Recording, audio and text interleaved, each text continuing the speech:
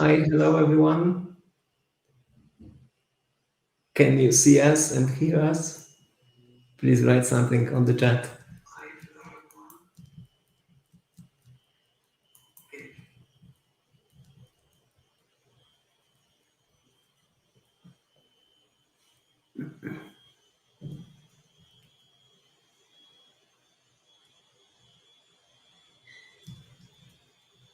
Okay, thank you for the confirmation.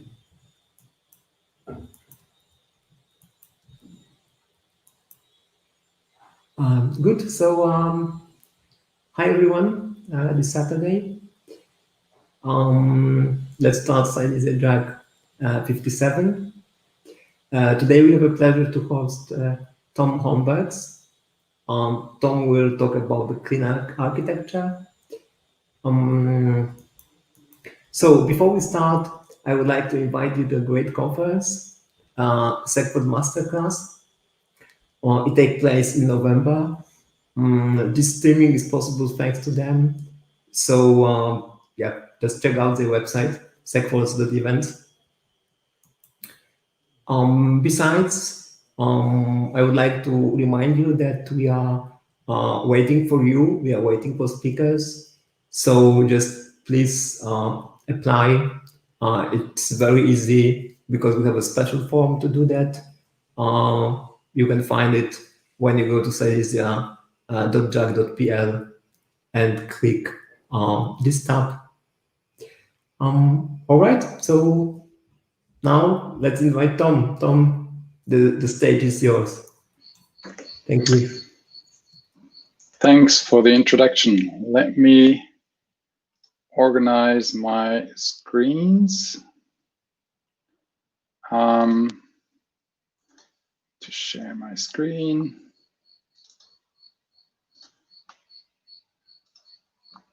Come on, where is the presentation? Here it is. So I promised Marcin not to ask, but can you see my screen? I hope you can.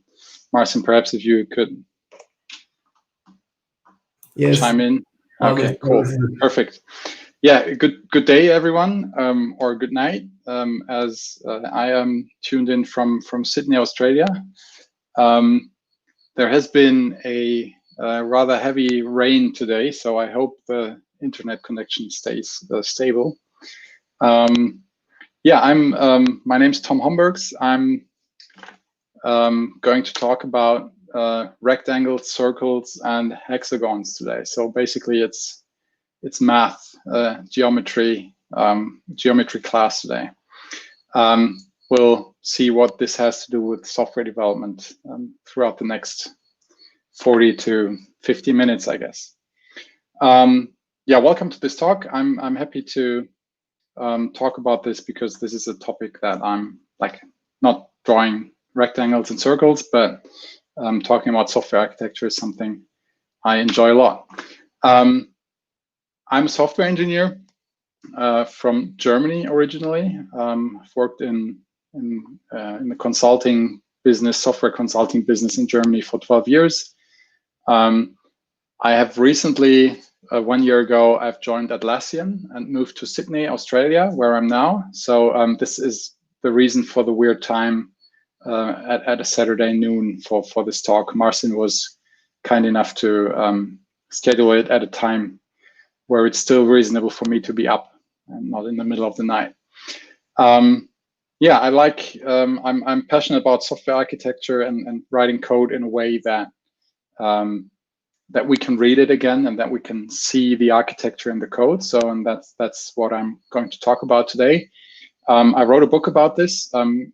At the on the last screen, you'll get a link to a voucher where you can get a discount on the book if you want to read more about this. Okay, so I will try this right now. I will try to look into the questions every now and then. By the way, I can see them in StreamYard. Yeah, I will have to open up the YouTube link again. Just 1 second, sorry about this. Yeah, so now I can. I think, Tom, you can change from the private chat to comments on StreamYard, and then you will see the YouTube comments. Yeah, I can. I can.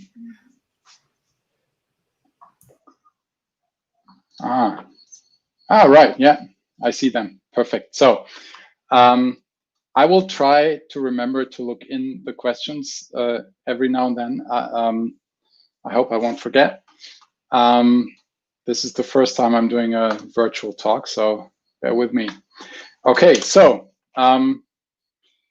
we're going to start to talk about software architecture by looking at layers. I think every one of you has built or worked on a software, an application where the architecture was built in layers. So we usually have these 3 layers. We have a web layer that takes requests from a web browser or from another system. It passes these requests on to business services in a business layer, and the business layer asks a persistence layer for data, or gives data into the persistence layer to store or modify the state in the database. Chances are good that pretty much all of us are currently working on a project where layers is basically the architecture of the project. I'm obviously starting with the layer architecture to set it up and to compare it to other architecture styles, just to make it look bad. But I'm going to come back to layers later. So, why are we talking about software architecture in the first place? So, before we start bashing on layers and saying that the alternative architecture styles are better, we should have a look at the things that are important for a software architecture. So what is software architecture about? The first thing that comes to mind when you ask yourself, why do I bother with software architecture? The first thing that comes to mind is, yeah, I want to make the software work. The software has to work. It has to provide benefits to the user. It has to provide value. And yes, a software architecture obviously supports bringing value to the users, but making the software work is not the prime objective of a software architecture. A bad software architecture hinders bringing value to the user, but a good software architecture shouldn't be all about making the software work. Instead, software architecture is about making things easy, pretty much all of the things easy.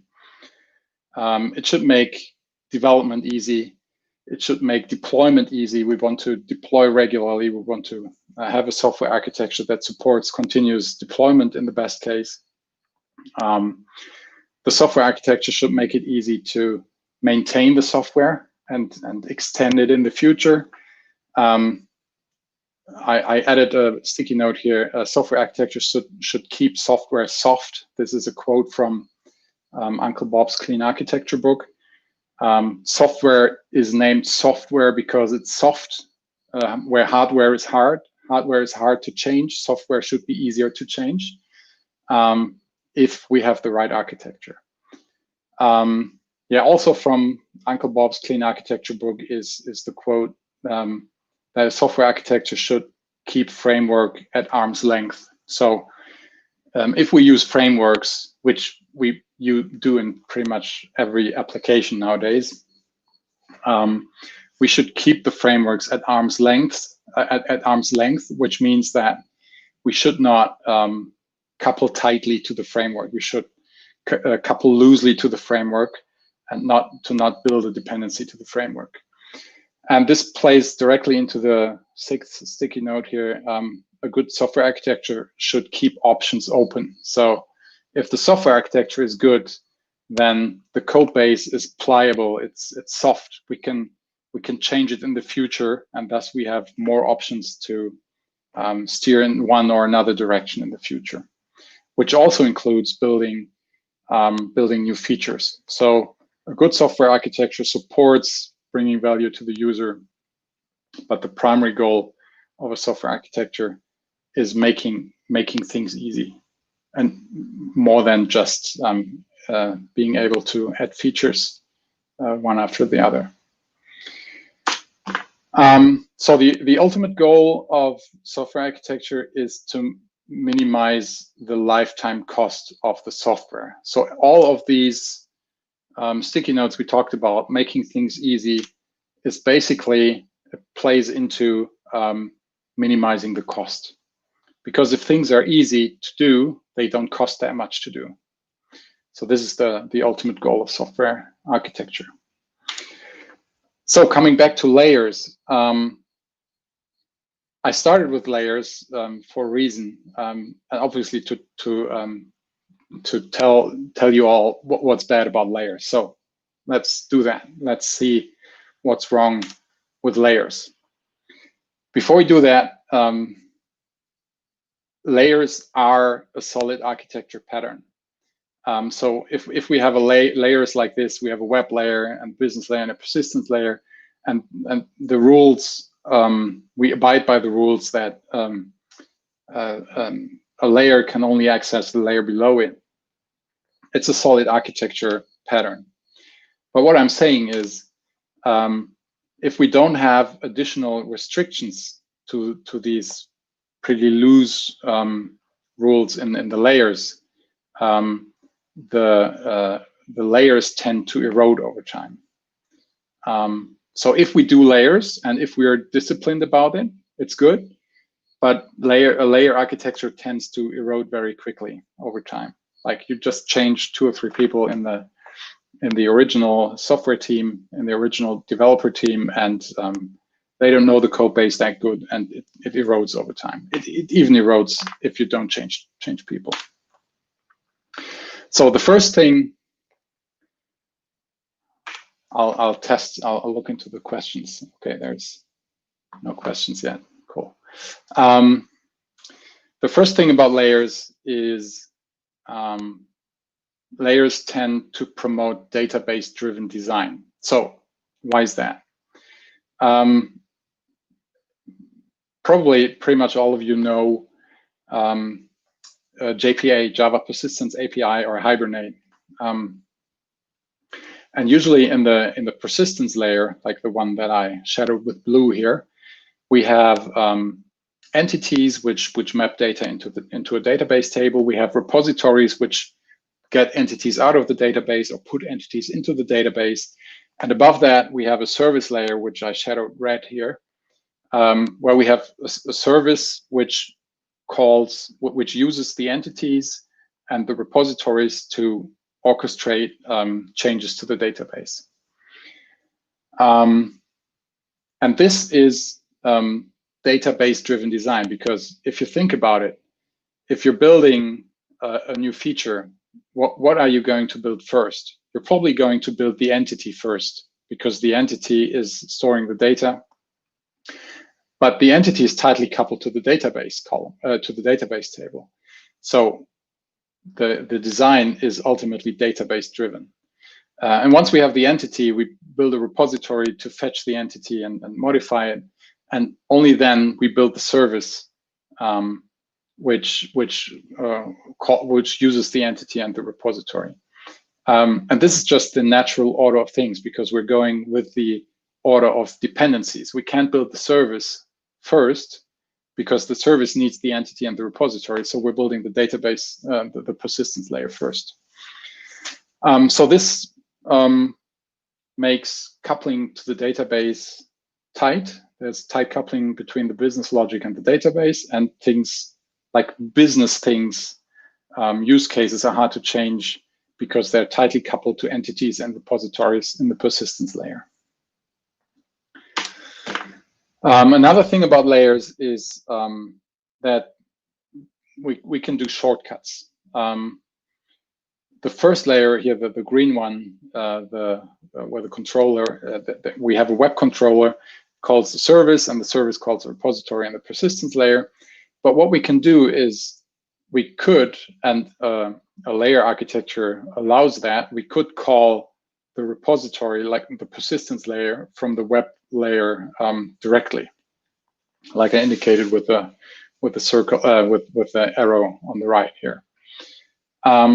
And what this does is it adds complexity to our tests, because in the controller we now have to mock, if we have a unit test for our controller, we now have to mock the service, the business service, and we also have to mock the repository, which makes the test so much more complex. Like we have 100 lines of mocking code and only 3 lines of testing code. So testing becomes harder if we allow shortcuts like this. And the third thing is that a layer architecture often hides business functionality. So in this example, we have 2 controllers in the web layer. They call a service in the business layer, and the service calls 3 repositories in the persistence layer. But from this architecture diagram here, you can't see what the service actually does. Which use cases does it implement? If I'm looking, if I want to change an existing feature, an existing use case, where would I do that? I would have to find the service first that does it. And usually we have, or very often I see, we have these broad services that do many things. Like in this case, at least 2 things, because 2 controllers are accessing the service. And we have these broad services that are collecting more and more responsibilities over time. And it's hard to see, to find the use cases we want to work on in the code. Also, it's hard to parallelize, that's a hard word, work on the same feature with multiple people, because they would all have to work on the same service. And this causes merge conflicts and just stepping on each other's toes, which is hard during development. So that's my take on layers. So these are 3 things I have that in my experience make layers often not the optimal choice for a software architecture. So what do we do instead? Instead of layers, we could do circles. And for those of you who have read the Clean Architecture book by Uncle Bob, we're going to talk a bit about clean architecture now. But before we do that, the solid principle, we'll take a look at the solid principles. Many of you will have heard it, and I'm not usually. I ask the audience what the letters stand for, but I think with the 1 minute delay of the YouTube chat, we won't do that. So solid stands for single responsibility principle, open close principle, Liskov substitution principle, interface segregation principle, and dependency inversion principle. So a lot of principles. All of these principles are make sense if you use them in the right way, and if you're not fanatic about them. So if you do the single responsibility principle to the end, it doesn't produce a good code base. But all of these principles, if used in the right way, have advantages to your software architecture. So we're going to have a look at 2 of those solid principles. First is the dependency inversion principle, which is important for the architecture I'm going to talk about later. So on the left side, we have our old layer approach, which is a business service that calls an entity and a repository in the persistence layer. And on the right side, we have the dependency inversion. We use the dependency inversion principle to break up the dependency, or actually to turn around the dependency. On the left side, the dependency goes from the business layer in red to the persistence layer in blue, like the arrows point downwards. As you can see on the right side, the arrow points upwards. And what we did there is we have created an interface for the repository, and the interface lives in the business layer. Also, the entity lives in the business layer because it's now a business entity and not a persistence, not a database entity. And because the repository interface now lives in the business in the business layer, we can create an implementation for the repository, like for method get entity, save entity, update entity, whatever. We can create the implementation in the persistence layer, and the dependency then turns around because the repository implementation is depends on the interface in the business layer. And this way we have turned the whole layer thing around. So now the repository layer has a dependency on the business layer and not the other way around. And this is what we want. This is we want the business code to be the leading code. We want to do domain-driven design. We want to do business-driven design. And with this, with the dependencies pointing toward the business layer, we can do that because we have the business layer in control. The business layer does not depend on any outside thing like a database repository or something. So basically, the dependency inversion principle says that we can choose the direction of any code dependency.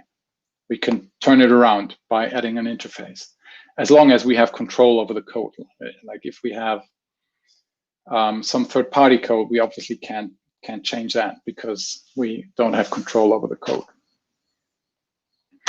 And this is where Uncle Bob's clean architecture comes into play. We have these concentric circles, or these concentric layers, if you wish. And in the middle, we have entities and use cases. This is the business layer. This is our business code. The layer around that consists of controllers and what Uncle Bob calls gateways and presenters, which are kind of abstract words and hard to understand. And then there is another layer around this, which provides an adapter to the web or to the UI or the database or whatever. This architecture has a so-called dependency rule, which is, you can see the arrows on the left side, the arrows point inwards. So the dependency rule says that dependencies may only point from the outside to the inside and not the other way around. And the reason for this is that we want, like I said before, we want the domain logic, the business code, the use cases, we want that to be the leading thing in our application. We want to think about business first, and then we want to think about how to store it in the database or how to present it in the UI. And this makes, this architecture makes, like this is something that Uncle Bob likes to say in his book, the database and the UI, they're just a detail. The important thing, the business logic, is in the red circle, and everything that's outside is just detail. It's just like some code that bootstraps the application. Some what do you call it? I'm missing the word right now. Anyways, it's just details, and we want to care about the business logic in the middle. So that's the dependency inversion principle. If we apply that, we get a domain-centric architecture like this, where the domain code, the business code, is in the center of things. Next, let's talk about the single responsibility principle. Usually I ask in the audience here, what does the single responsibility principle even mean? And often the answer is, single responsibility principle means that a module a class or package or whatever should only do one thing. But that's not the original idea of the dependency of the single responsibility principle. The idea of the single responsibility principle is that a module, class, package, component, whatever, should have only one reason to change. And if it only has one reason to change, then obviously it will only be changed for this one reason and not for other reasons. Like if it doesn't accidentally need to, it's not being changed accidentally if another module is being changed, because this module also adheres to the single responsibility principle. And if all of the modules care about themselves and are like tightly coupled in themselves, but loosely coupled among them across themselves, then each module has as little reason to change as possible. And this is good because the code doesn't change that often. It doesn't accidentally change. Yeah, on a micro level, the single responsibility principle means, in this case, I drew it on the right side. We have 3 users that call different use cases in our application. And in our layer architecture, we have, like I said in the beginning, we often have these broad services that produce or that offer multiple use cases. So these 3 users, like say one user is the end user, another user is an admin, and the third user is still a user of a different user group. All of them use use cases in the same service, which means that if we have to change a feature for one of the 3 users, we have to touch this service class. And this means that this code is just changed often, and we're probably introducing errors every now and then. If we apply the single responsibility principle, we have narrower services in the business layer. I call them use case classes here. And each of these use cases provides functionality for one user group. So they have basically this one reason to change. If this one user group has new requirements and wants a new feature, we add it to that use case and don't need to touch the other one. On a macro level, on an architecture level, the single responsibility principle means in our layer architecture, we have the dependency, the web layer depends on the business layer depends on the persistence layer. And now if we change something in the persistence layer, it means that it ripples up all the way through the business layer to the web layer. It potentially may ripple up. So if we change something in the persistence layer, we may have to change something in the business layer, which means we may have to change something in the web layer. And this is, like I said in the beginning, we don't want to change our business code if we change a detail in the persistence layer. And if we apply the clean architecture principle from Uncle Bob, this means that the business code is in the center of things. It has the single responsibility of doing the business stuff, and we don't have this dependency outward.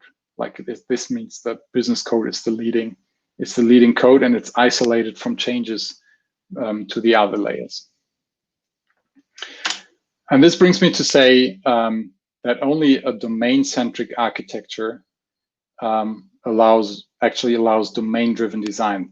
Probably all of you have heard of domain-driven design, and domain-driven design literally means it's driven by the domain, and we can only create code that's driven by the domain if the domain code doesn't have dependencies outwards, that the domain code is the main thing we care about, and we don't break it by changing something in the web or in the UI or in the database layer.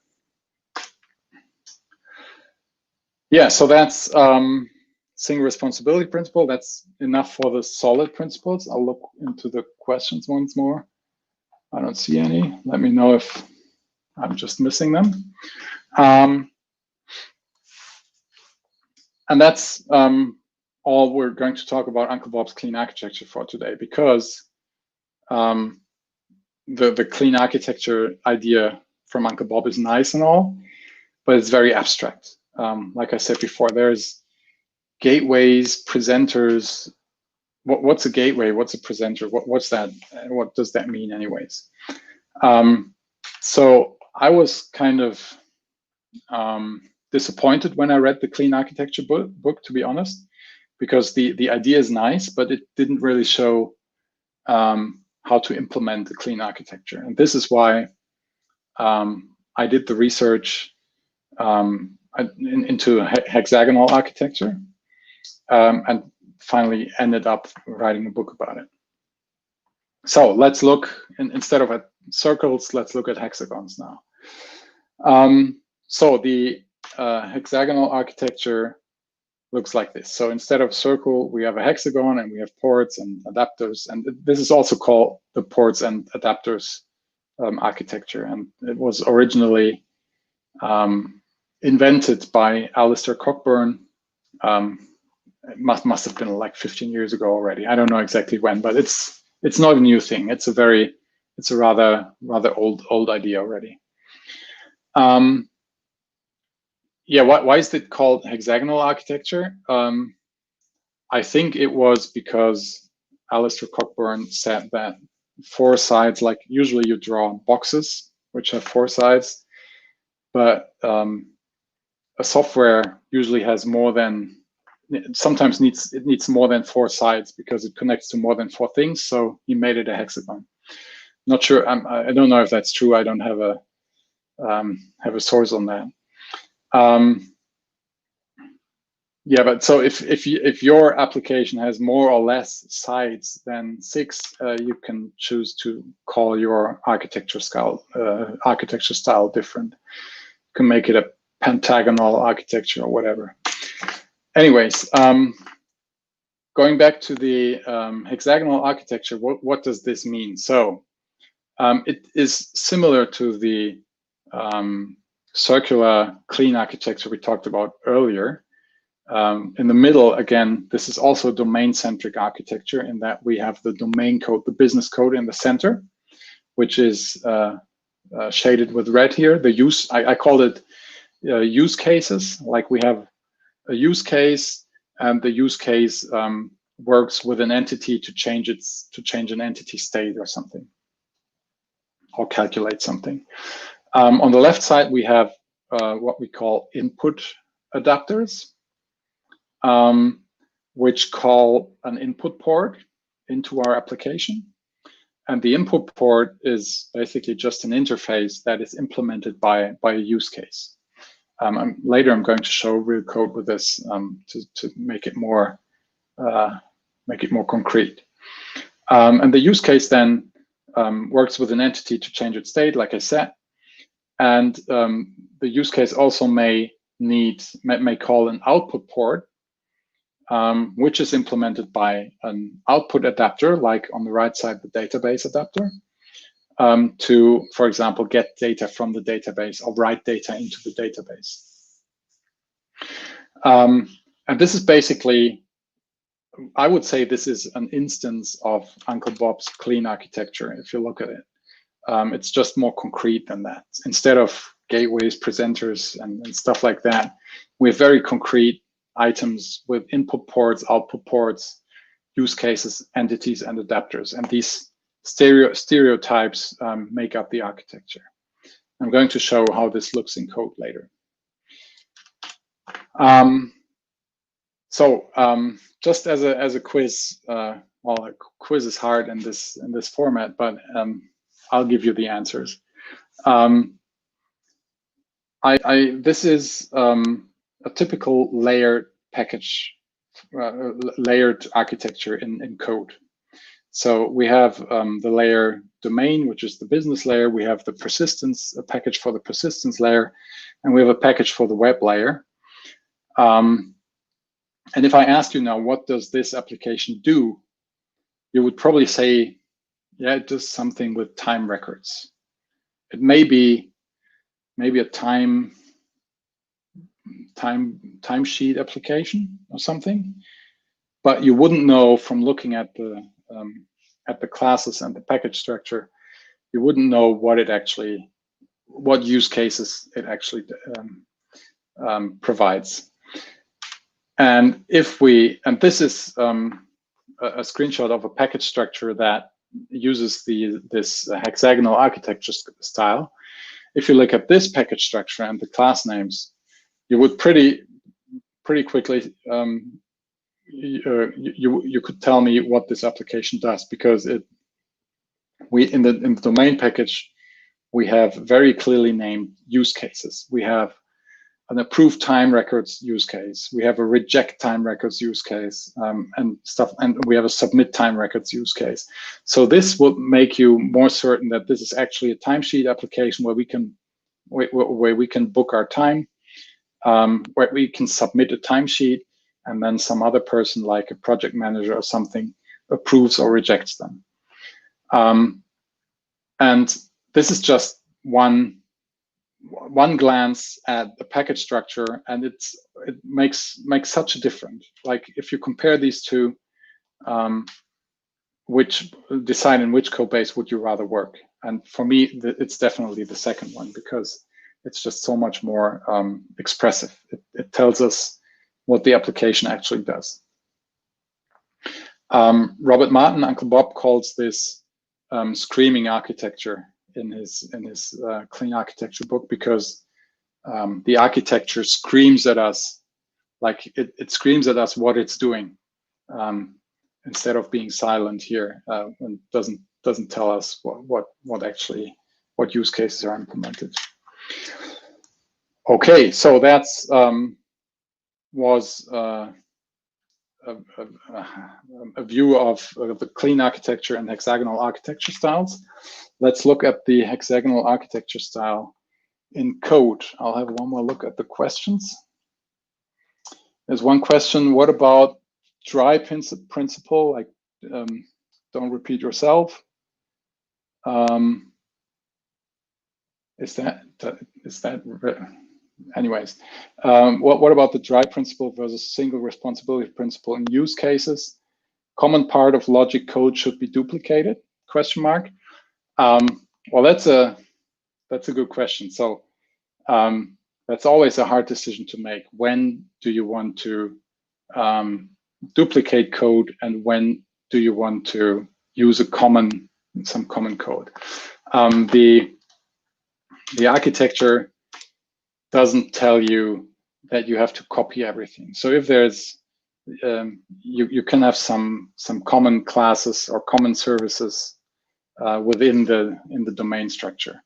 It's just that the use case is the entry point, should be the entry point to a certain use case, because then you can see in the code, okay, this use case class implements this one use case, and then it may use common code that is shared among multiple use cases. You don't have to copy all the things between the use cases.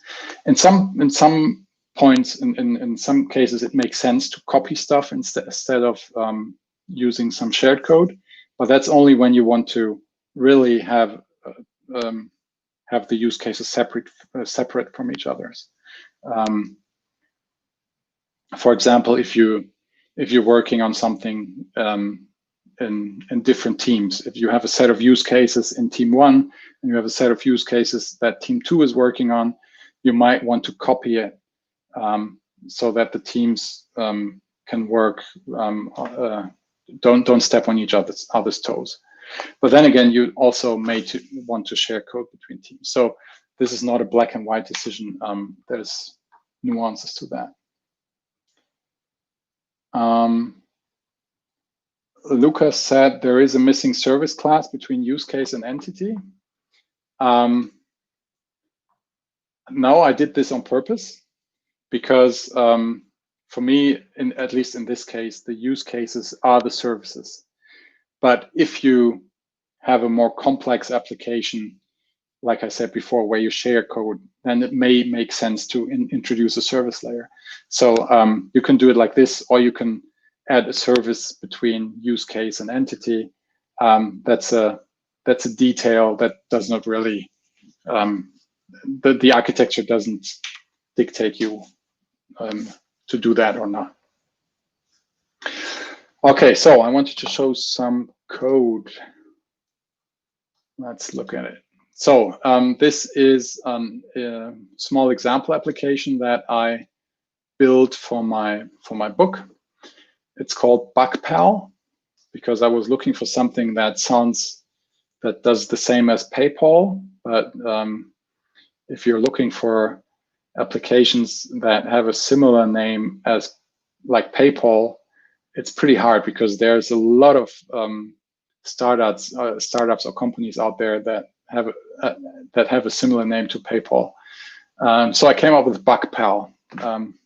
Not sure if this is creative or not, but anyways. So this is an application that's supposed to do some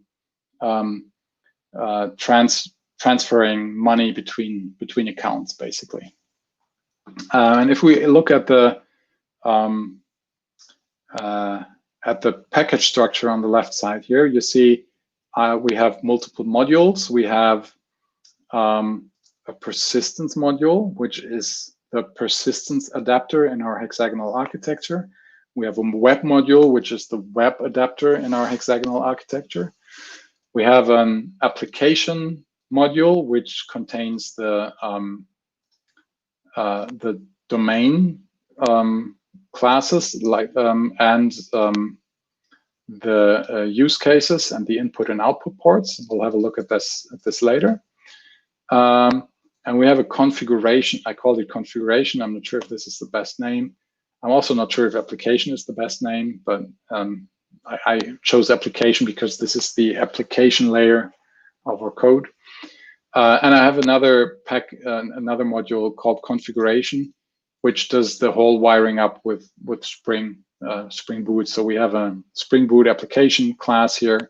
We have some configuration classes that do some Spring magic for us.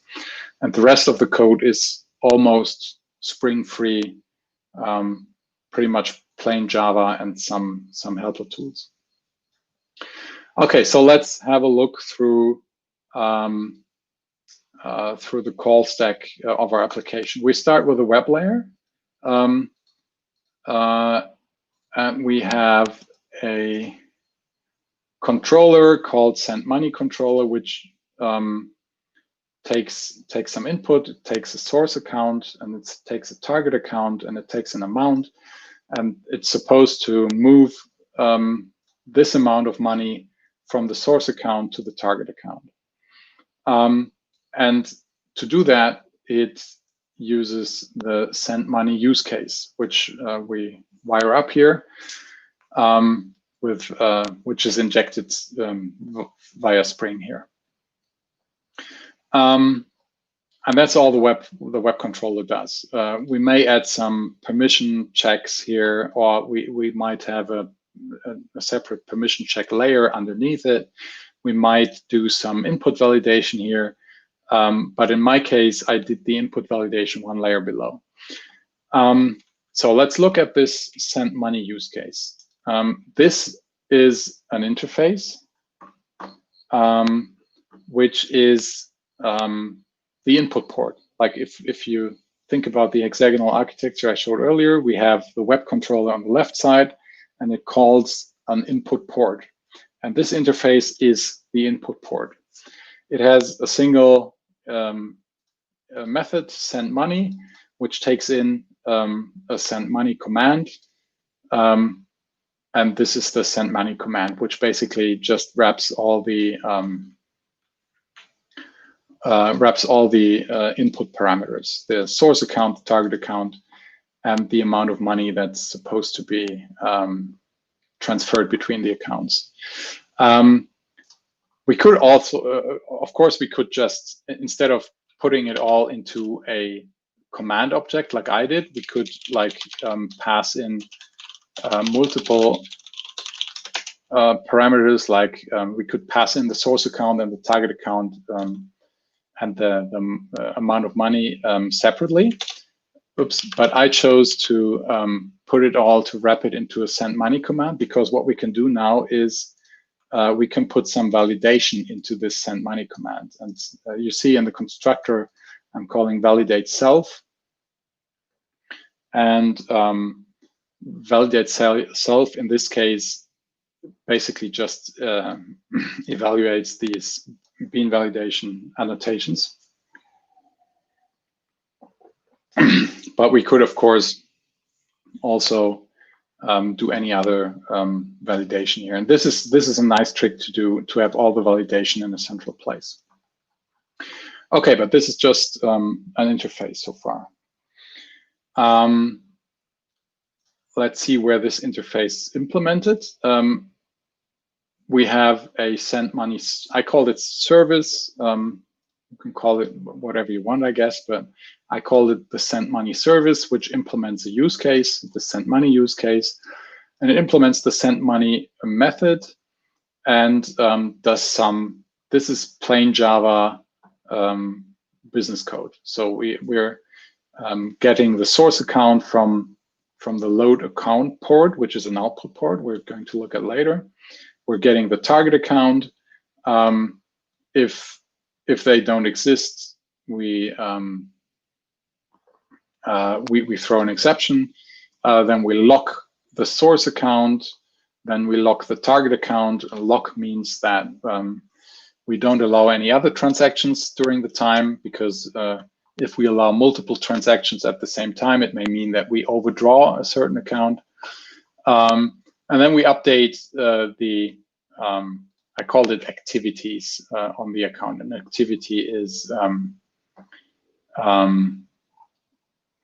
I have the class somewhere here? An activity is basically just, an activity on an account. An account withdrew some money, or an account was deposited some money. So this is plain business logic. We can do whatever we want here. And we're using output ports like this load account port, which is another interface. And the interface is implemented in the persistence adapter. And I just created one single class and called it account persistence adapter, which implements multiple output ports. We can create a single implementation for each port, or we can create one class and implement multiple ports. That's a detail we can choose. And here we have repositories and the load account method, which basically just does some mapping. So what it does is it maps, it loads the account from the database. And in this case, we're using JPA. So we have an account JPA entity, which is bound to the database table. And like in the end here, you see that we're mapping this JPA entity into the domain entity. And the domain entity lives in the application, in the business layer, in the domain package. And this is the dependency inversion principle in action, because we have our domain classes, which are completely free of JPA code and database code. And we have our database code in our persistence adapter.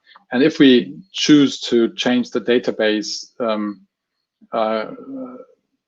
beneath our application, we just have to implement all these ports with another class, with another database, and we're done.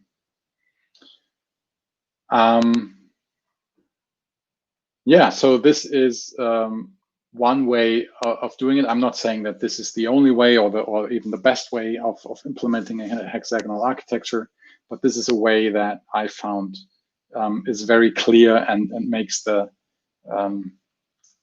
architecture and makes the features we're building very very apparent in the code base. There is another question: in bigger applications, do we keep use cases, domain objects, and port implementation in the same package, or is it better to split them somehow? And in this case, how do we handle common domain objects? This is a good question. As you can see here in my application, I have already split up use cases, domain objects, and ports. Actually, no, I haven't. I've split up the adapters and stuff into their own, in this case, Gradle modules, so they create their own jar files.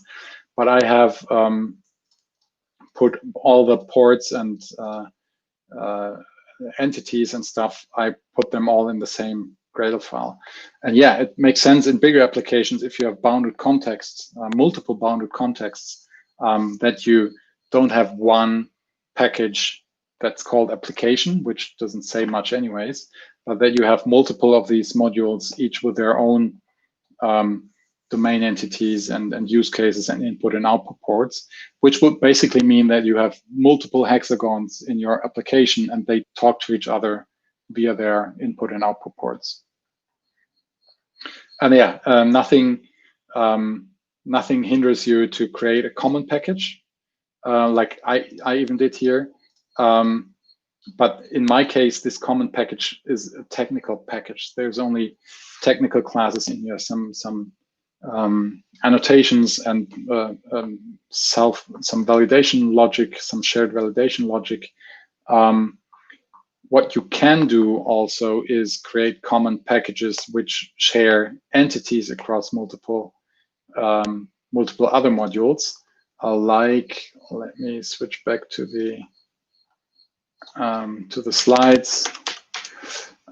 Like Uncle Bob says in his clean architecture, as you can see in the middle, we have entities, and we could have multiple jar files with just business logic with entities, and then we can have other jar files, other Gradle or Maven modules with use cases which use these entities. That's fine. We can share entities as long as these entities are not just stupid data classes, but they have real, like they have, in the best case, they have a rich domain model. They have rich domain logic with business words in them. Like, I haven't shown this even in the, this is the account class in my example application. As you can see, this is not just a simple data class with some fields and getters and setters, but instead we have a method withdraw and we have a method may withdraw, which checks if there is enough balance on the account to withdraw, and we have a method deposit to add money to this account. So much of the business logic is actually in the domain entity itself, and it's not in the use case. And what the use case does is it, let's see, where's the implementation? And what the use case does, it basically simply does some validation and then calls the business method on the domain to withdraw and deposit money. And this is nice because we have all the business code very close to the domain objects, and we know where to change things if they need changing.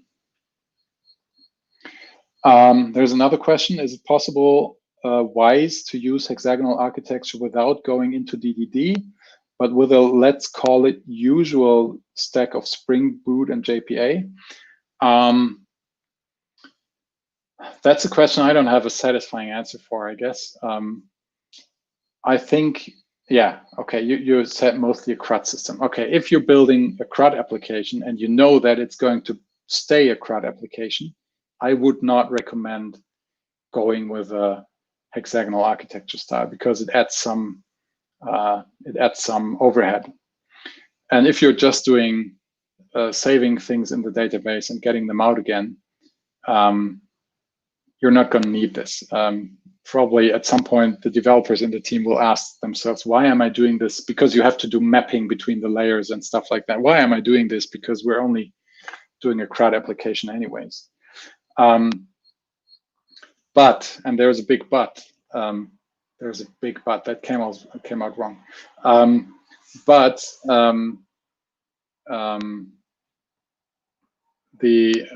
all applications start small, and pretty much every application I have started work on has started as a simple CRUD application.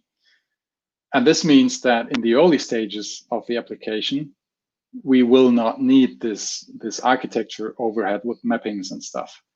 But as applications grow, and they all almost, if they're successful, they will grow. They will no longer be just a CRUD application. And usually, this is a big problem, because in the beginning we don't see the value of the hexagonal architecture style, or any architecture style, because the application is so small and it's only doing CRUD. But later we already did all of it in a layer applications, layer architecture style, for example, and we're not going to refactor it then. So I can't give a satisfying answer if we should start any new project with this architecture style. That's a hard question to answer. I would suggest to try it out and see where it goes. Yeah, like you said, everything starts as CRUD, and then if success comes, you have to handle the beast. And if we start the beast in a structured way, be it hexagonal architecture or some other architecture style, we can handle it easier. There's a nice article by Martin Fowler. I can see if I can find it. High quality. Here I have it. Which I recommend to read. Just Google for Martin Fowler and high quality software. Is high quality software worth the cost? And basically, this is what we just talked about. We want to build a high quality software. We want to build architecture into it, but is it worth the cost in the end? And he's arguing that this is the wrong question to ask, because if we build high quality software, it makes the whole development process easier and cheaper in the end, because if we have high quality software, it makes everything easier. Yeah, I recommend reading this article. It's a nice one. Another question which I often get is, how do you handle transactions over aggregates? Do you expose ports for them? Transactions, in the case of my application, the transaction boundary would be in this use case. So I would, I even have a transactional annotation here. So everything that is being done in public methods of this service, which means everything that is done in a method of this use case would be done in one transaction. And if you have transactions spanning multiple aggregates, multiple aggregates, which means, like, I understand the question that you have one aggregate in one hexagon and another, or in one bounded context and one aggregate in another bounded context. Well, if they're in the same bounded context, I would probably just add another use case for it and add it, and like this use case orchestrates the call to the other use cases. If they're in different bounded contexts, then I would actually not use transactions at all. Like, I would go with some event mechanism or something, because you don't want the bounded context to share the same database anyways.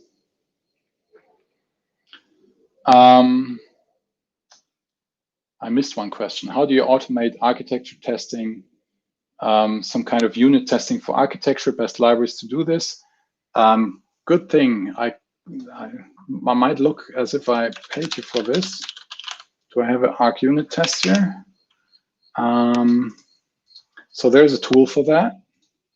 And the tool for that is arc unit. Where is the test?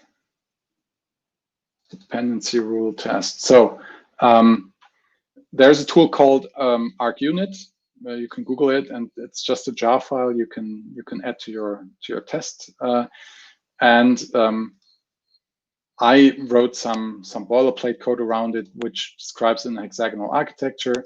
And what I'm saying here is I have a bounded context in this package, and I have the domain layer in this subpackage, and I have the adapters in this subpackage, and the incoming ports in this package, and the outgoing ports in this package, and blah, blah, blah, blah.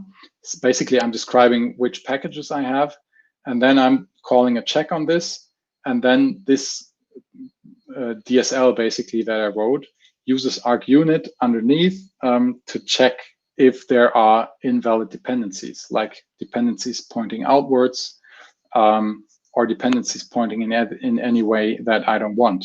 And this test will fail your build if you have an unwanted dependency. Like if your architecture has eroded, this test will fail. And this is a very nice thing to have, because this keeps architecture clean over time, or it helps with it anyways. So I recommend looking at argunit. It's a pretty cool tool.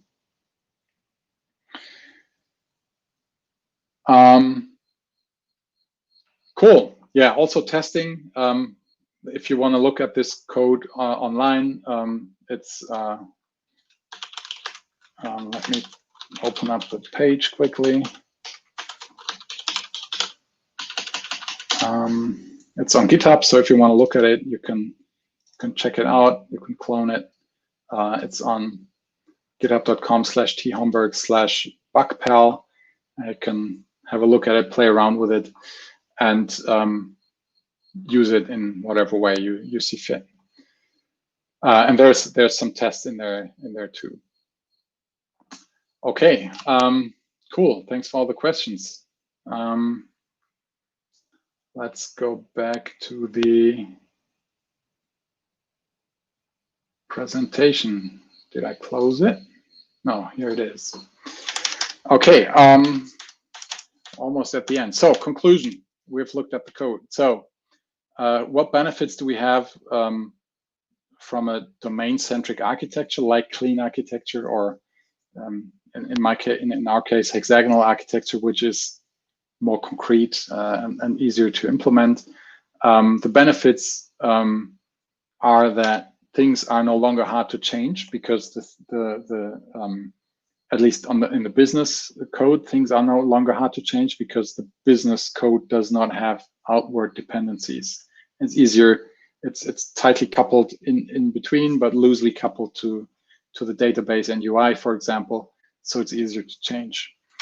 Also, it's easier to find use cases in the code, because if you do it like I showed, you have dedicated use case classes, and it just makes it so much easier to find certain use cases in the code. It's also easier to parallelize work between different use cases, because they pretty much don't use the same code, except of course if you have a lot of shared code underneath, which might still happen. It's easier to test because each element of the architecture has very dedicated dependencies, and we know exactly which dependencies we have to mock in the tests. And the boundaries between database and business code and web code are not as easily blurred as when we work with a layered architecture. There are some drawbacks of a domain-centric architecture, and the first is that we have to do some mapping. So we have to implement mapping logic between the domain entities, and for example, if we use JPA or Hibernate in the persistence layer, we have our own persistence entities there, and we have to implement a mapping between them. But if you think about it, this is something we actually want, because we want to decouple the business logic from the persistence logic. And using Hibernate or JPA entities in the business code is an anti-pattern in my opinion, anyways, because you're mingling all the things, transactions, and everything that has to do with the database. You have to think about this when you're building business code, and you don't want that. This mapping and the packet structure also is perceived by a lot of developers as redundant. Like we discussed earlier, if we start an application, it's usually just a simple CRUD application in the beginning, and we don't see the benefit of building a real architecture structure into it early on. And the third thing is that if you don't have real business logic, and if you know that you'll never have real business logic, then you don't need this architecture style. This architecture style works best if you have real rich business logic, which you can implement as close to the domain entities as possible. And that's it for me. I have added a link here, Reflectoring.io, which is my blog. You can also, you're free to join the newsletter there. Reflectoring.io/Silesia JUG will get you to a Leanpub page where you can get a discount on my ebook. The ebook is also, and the ebook goes into more detail. Basically, it goes through all that I've said in this talk and some more detail. It's also available in paper form on Amazon, which is published by Pact. And I will upload the slides to this talk to SpeakerDeck probably sometime tonight or tomorrow, if you want to have a look at the slides. Yeah, thanks for your patience and for your interesting questions. It's been fun talking to you. If you have any more questions, feel free to post them in the chat. I'll be here for a couple minutes, I guess. Marcin, do you want to take over? Sure. Yep. Thank you, Tom. It was actually really great. Not sure if we want to stay here a bit longer and wait for the questions. Probably. Yeah. Anyways, if you have questions afterwards, feel free to hit me up on Twitter @TomHombergs, or you'll find my email address on my blog somewhere, so you can feel free to get in touch. Yep. Yes. So thank you again, Tom, and thank you everyone for participating. Yeah, and let's see each other. Hopefully. Thanks for the opportunity. Thank you. Good day to Europe. I'm going to bed now. Same to Australia. Enjoy. Thank you. Bye-bye. Bye-bye.